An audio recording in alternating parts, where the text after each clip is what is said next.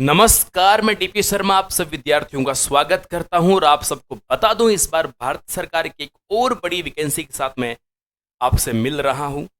इस बार जो इस वैकेंसी की अपन लोग बात कर रहे हैं वो भारतीय डाक विभाग भर्ती की है।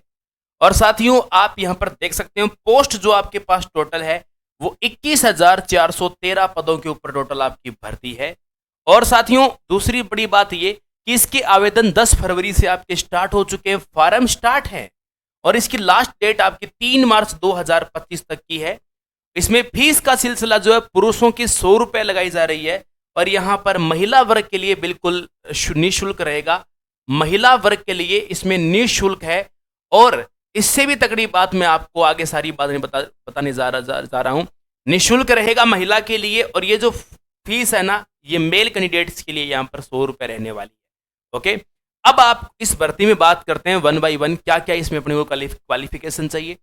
10वीं पास तो एक नंबर बात है, मैथ्स और साइंस के साथ वो उनका क्लियर होना चाहिए। वो तो मैथ्स साइंस तो क्लियर होता ही है, सबका ही होता है। स्थानीय भाषा का नॉलेज होना चाहिए, यानी आप जिस स्टेट का फॉर्म लगा रहे हो, पंजाब में लगा रहे हो तो आपको पंजाबी आनी चाहिए, यूपी में फॉर्म लगा रहे हो तो आपको भोजपुरी आनी चाहिए, बिहार में लगा रहे हो तो बिहारी आनी चाहिए। जिस स्टेट में फॉर्म लगा रहे हो उस स्टेट की लोकल लैंग्वेज का आपको ज्ञान होना चाहिए। साइकिल चलाना आपको आना चाहिए क्योंकि आपको यहां पर कार कोई नहीं देगा, साइकिल चलानी आपको आनी चाहिए। आजकल सारा काम जो होता है वो कंप्यूटर के माध्यम से होता है, इसलिए आपको कंप्यूटर का बेसिक नॉलेज होना चाहिए। कहां से डाक आ रही है, कहां किधर से आई है, कैसे क्या पोस्ट है, कितनी जमा होगी, कितनी करवा दी, तो वो सारा आपका टेक्निकल काम लैपटॉप कंप्यूटर में होगा।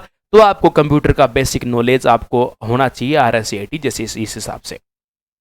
और हम लोग देख रहे हैं प्यारे बच्चों, नेक्स्ट इसके बाद पॉइंट बिंदु हमारा है जरूरी डॉक्यूमेंट्स। इसमें क्या क्या रहेगा?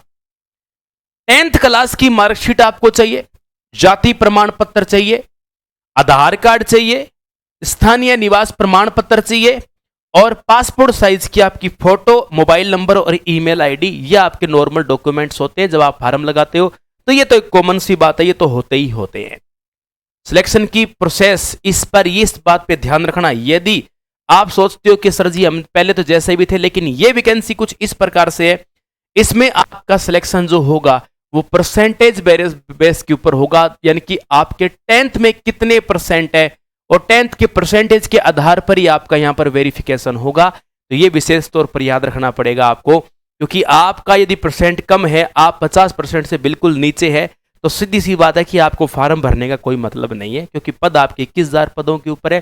फिर भी फार्म तो भर ही देना है, क्योंकि देखो क्या पता खुदा न खास्ता कई बार तुक्के लग जाते हैं, क्योंकि भीड़ का दौर है, इस बार वैकेंसीज बहुत ज्यादा है। तो आप देख सकते हो 10th में यहां पर आपके जो परसेंटेज है वही आपका सिलेक्शन करवाएंगे, उसी के आधार पर इस वैकेंसी के अंदर पूरा वेरिफिकेशन किया जाएगा। इसमें साथियों जनरल, OBC, EWS जो भी है उनके लिए 100 रुपए चार्ज रहेगा। SC, ST, PWD और महिला जो ट्रांस वुमेन जो है उनके लिए मात्र निःशुल्क है। SC, ST वालों को भी चार्ज नहीं है और सिर्फ जनरल, OBC, EWS वालों के लिए 100 रुपए चार्ज, ओनली मेल कैंडिडेट से 100 रुपए चार्ज यहां पर आपके लिए जाएंगे। इसके अलावा कोई किसी प्रकार से चार्ज नहीं लिया जाएगा। फिर आपको और बता देता हूं सैलरी इसके अंदर ब्रांच पोस्ट मास्टर की 12 से 29,380 रुपए सैलरी है।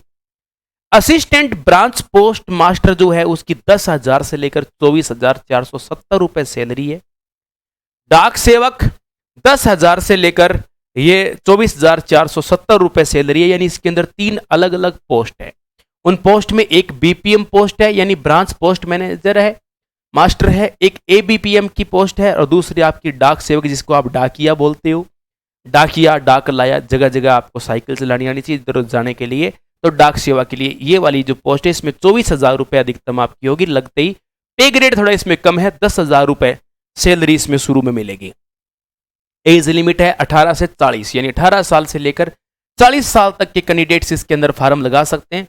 SC, ST को 5 साल की छूट मिलेगी, यानी 45 साल तक है। OBC को 3 साल की छूट मिलेगी, जिसका मतलब है कि वो 43 साल तक है। PWD को 10 साल की छूट मिलेगी, यानी 50 साल तक वो फॉर्म लगा सकते हैं, यानी बुढ़ापे में भी आप एज इसकी पोस्टमैन की तैयारी आप कर सकते हो। आवेदन आपको करना कैसे है?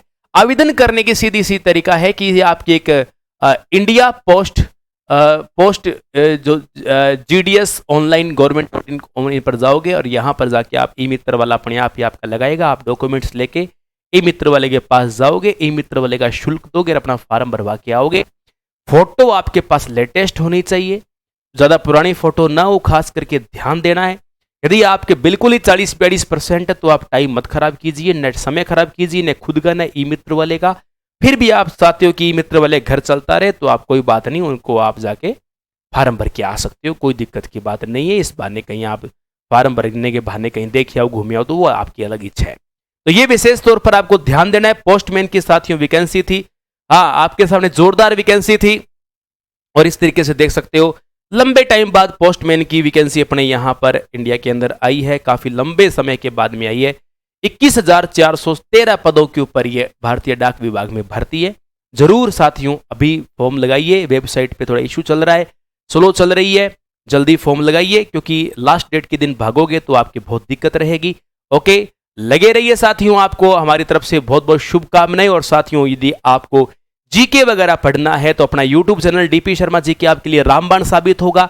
और साथियों बेहतरीन टेस्ट सीरीज आपको इन सब के लिए चाहिए तो टेस्ट सीरीज आपको बहुत ही बेहतरीन और शानदार वाली वो आपको मिलेगी अपने एप्लीकेशन में डीपी शर्मा 335512, जिसका लिंक डिस्क्रिप्शन में है। इस एप्लीकेशन से साथियों आप इजीली आराम से आप जो तैयारी कर रहे हो उसका डेटा आपको मिल जाएगा। और मोर इन्फॉर्मेशन चाहिए तो आपके सामने नंबर है, यहां से आप इंफॉर्मेशन ले सकते हो। जय हिंद, जय भारत।